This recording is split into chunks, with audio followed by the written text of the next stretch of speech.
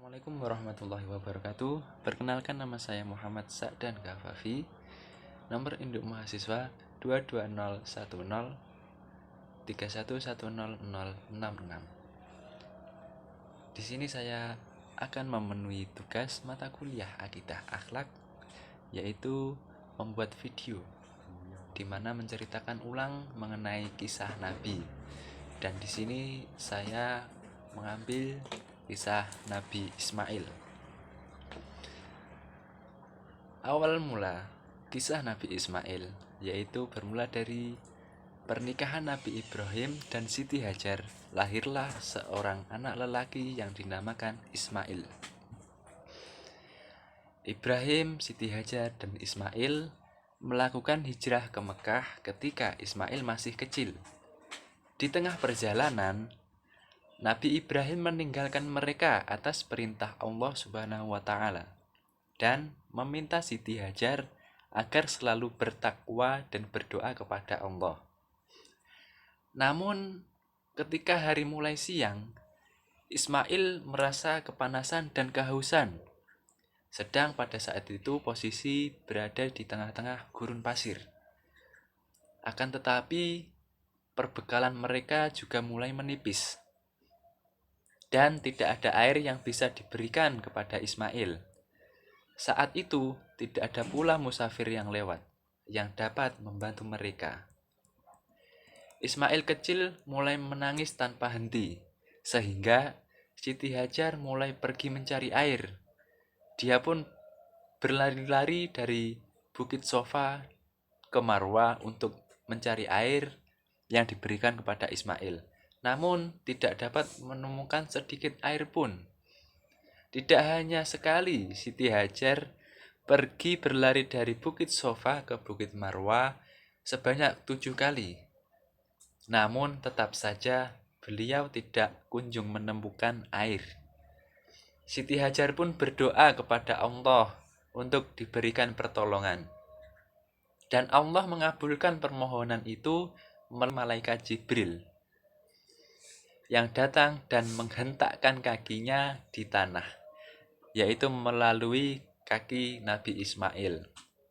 Hentakan kaki itu menyemburkan air yang menyerupai telaga, disebut dengan air Zam-Zam.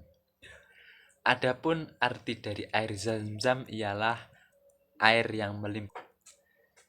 Lalu suatu ketika Nabi Ibrahim alaihissalam berkunjung ke rumah Siti Hajar dan Ismail alaihissalam. Ketika beliau melakukan kunjungan, di suatu malam dia mendapatkan mimpi berupa perintah dari Allah, yaitu untuk menyembelih anaknya sendiri, yaitu Nabi Ismail alaihissalam sebagai kurban. Nabi Ibrahim kemudian terbangun dari tidur itu dengan perasaan gelisah dan sedih. Nabi Ibrahim pun menceritakan mimpi semalamnya itu kepada anaknya, yaitu Ismail. Dengan kesabaran, ketaatan, dan keikhlasan, Ismail menerima perintah tersebut untuk disembelih dan dijadikan kurban oleh ayahnya sendiri.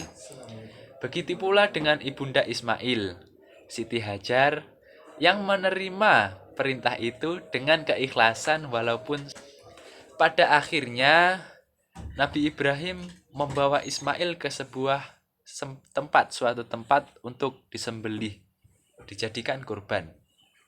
Selama perjalanan, banyak sekali godaan iblis yang mengikuti Nabi Ibrahim supaya tidak menyembelih anaknya tersebut. Namun, dengan ketakwaan dan keyakinan, mereka berdua melakukan perjalanan hingga tiba di tempat penyembelihan.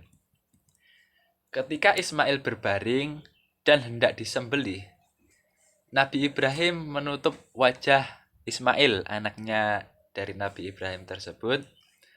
Tepat ketika Nabi Ibrahim hendak menyembelih, datanglah malaikat Jibril untuk mencegah proses itu atas izin Allah Subhanahu wa Ta'ala. Selain itu, Jibril juga mengganti Ismail dengan seekor kambing. Kemudian memerintahkan Nabi Ibrahim untuk menyembelih kambing tersebut sebagai pengganti Ismail. Nabi Ibrahim pun diperintahkan untuk membagikan daging hasil kurban itu kepada fakir miskin dan orang yang membutuhkan. Sehingga dengan adanya peristiwa tersebut, seluruh umat muslim di dunia memperingati pada hari raya Idul Adha, di mana pada hari raya ini dianjurkan bagi muslimin untuk melakukan.